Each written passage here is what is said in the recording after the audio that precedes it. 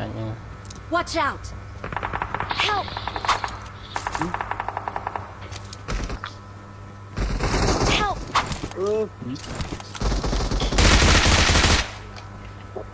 ที่ 7NGO របស់ខ្ញុំបាញ់អន់ជាងគេគឺ Luffy និងអាចឆ្កែ Lucy ហាហាអីយ៉ាពួកហើយហ៊ានណាបាញ់បត់ក្នុង Team Hinomi ងប់អស់ចាំមើលទឹកដៃ Hinomi បាញ់ពួកហែង 1vs4 ឲ្យជួយម្រាយហើយពួកអាក្មេងតូចហាហាហាហាហេហេហេហេអ្នកមើលសាច់ស្អីដែរហាហាហាហាហា Watch out!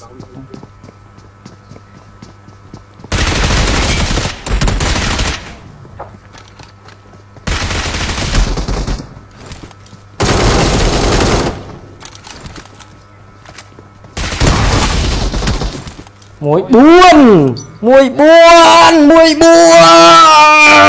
មួយ4